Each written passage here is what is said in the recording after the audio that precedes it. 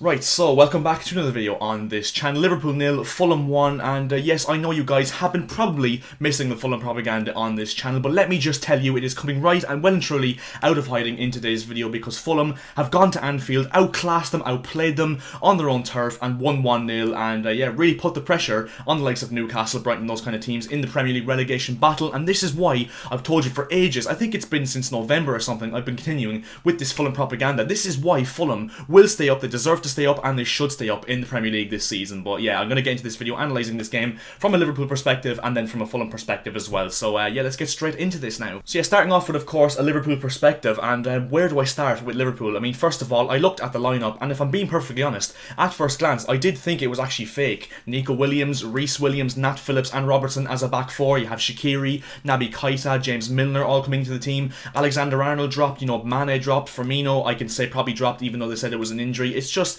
Thiago dropped as well, absolutely mental scenes. Fabinho was dropped as well. I mean, just so many changes, and almost probably too many changes if I'm honest, for Jurgen Klopp's Liverpool. And to be honest, they just look lost. Jurgen Klopp looks lost, the players look lost, everybody just looks absolutely lost in this Liverpool team. And to be honest, it's the first time I can confidently say that I do not think that Liverpool will get top four this season. It's the first time I can say that and actually, believe in my own statement, because I did, even after the Chelsea game on Thursday night, I did think that Liverpool would still grind their way and get top four. I did think they would turn back their fortunes this season, but especially after that defeat, they were so unconvincing, flat, they got dominated off the park at home to Fulham. And obviously I really like this Fulham team, as you guys are aware, but come on, a team like Liverpool, with the record they were on between 2017 and this year, they should not be allowing Fulham, a newly promoted team who in their first 3 or 4 games this season were getting played out the park by literally every single team in the Premier League, were getting beaten left, right and centre, and yeah, they should not be allowing Fulham to go to Anfield and literally outplay them and, to be honest, just assert their dominance on the game at Anfield. It's just, it blows my mind how that's happened. And to be honest, I'm probably going to be contradicting myself in saying this, but to be honest, I do think there's kind of a little bit of an overreaction in terms of the actual downfall of Liverpool.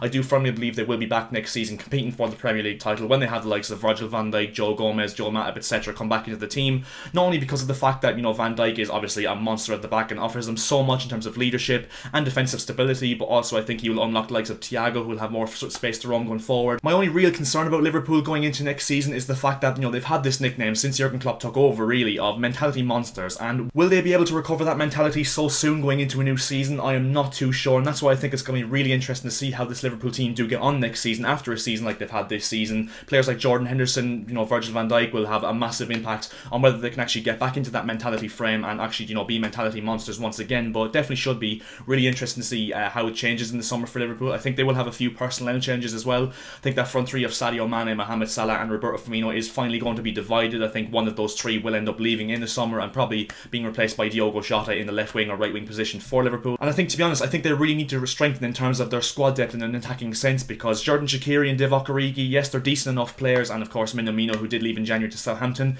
they're okay players, but they're really not at the level for Liverpool to be pushing the front three and, making sure that Mane, Salah and Firmino have absolutely no room to, flaunter in Liverpool's front three. And I definitely do think they need at least one more backup winger and at least one more backup striker to actually push those front three and make sure they can't, drop in form. And yeah, I'm just going to finish off my thoughts on Liverpool with this comment. I mean, if you put it into context just how bad Liverpool have been, how badly have Spurs done in the last, 3, 4, 5 months? And Spurs have now 2 games in hand over Liverpool. If they were to draw one of them and lose one of those games, Spurs, even 1 point from those 6 points they have in those 2 games in hand over Liverpool, if they were to draw one of them, they would go above Liverpool on goal difference, which is just absolutely mental. But nevertheless, as much as I'm, going to talk badly about Liverpool, we have to praise Fulham because they were just absolutely unbelievable from minute 0 to minute 94. They battled and fought. I don't know what that is. My car for some reason is going absolutely mental, but they battled and fought, played some brilliant football along the way, absolutely outclassed Liverpool, as I said, on their own turf. The passing was there, the patterns of play were just immense, they were so fluid in attack. Lucky not to lose by more, if I'm honest, Liverpool, because I think Fulham actually, one of the things I really like about them, they're so brave. It's not like they just sat back and held on to what they had. They actually looked to kill off the game and score more goals. They attacked really well, even being 1-0 up, and that is why I think that they're such a good team. I hope and pray they do stay up, because I think they're a breath of fresh air to the Premier League with the way they play, and they're just all-out attack, brave mentality. And obviously it was only 1-0 today, so they didn't actually really kill off the game, but the intention was still there, and that is why I absolutely love this Fulham team. And to be honest, I think Scott Parker deserves a absolute heap of credit, because as I said earlier on in this video, for the first 3-4 games the Fulham did play this season, everybody had written them off, especially on the opening day against Arsenal, or when they lost 3-0 to Aston Villa on the second day. Everyone was just like, yeah, Fulham are straight back down, they're absolutely terrible, they can't defend, they can't score goals, so what's the point in them being here? here, but they added a few players in. Scott Parker got a proper system working in the Premier League and obviously organised what was an incredibly leaky defence. I mean, first of all, Joaquim Anderson and Tosin Adarabioyo, absolutely unbelievable once again today, and they've just been absolutely incredible in terms of showing up that Fulham defence. Kenny Tete and Anthony Robinson as wing-backs as well. Alphonse Areola in goal, an absolute brick warrior. Fulham just look so good compared to what they did in the first 3 or 4 games of the season, and that is purely why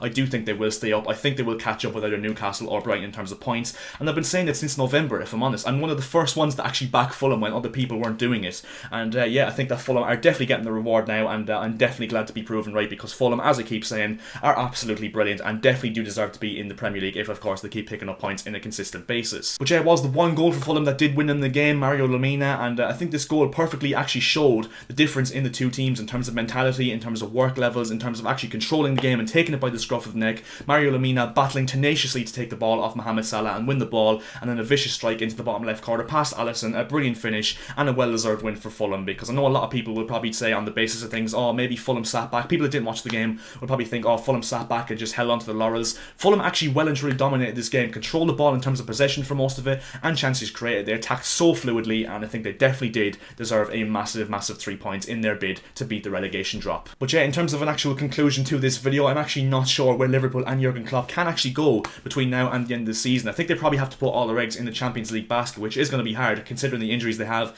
and the mentality they're in. They just look shot for confidence. I mean, 6 defeats in a row at Anfield is just absolutely unheard of. The first time it's ever happened in Liverpool Football Club history. 6 defeats in their last 7 Premier League games, the only one coming against Sheffield United, who just look down and dead at the bottom of the table, which tells you absolutely everything you need to know about where this Liverpool team are mentally and physically. But yeah, I think that's where we're going to leave this video now. I think that is all I had to say on this game. So if you did enjoy this video, make sure to drop a like as per usual, because 20 likes on this video would be massively appreciated by myself. And also, if you could subscribe to the channel if you are new, that would be massively appreciated as well, because we are looking to hit 1,500 subscribers as soon as we possibly can. We're so close to it now, so if you were to hit that subscribe button right now, it would cost you absolutely nothing and would make my day, so it is very much a win-win situation. And I'll see you guys in my next video. See ya.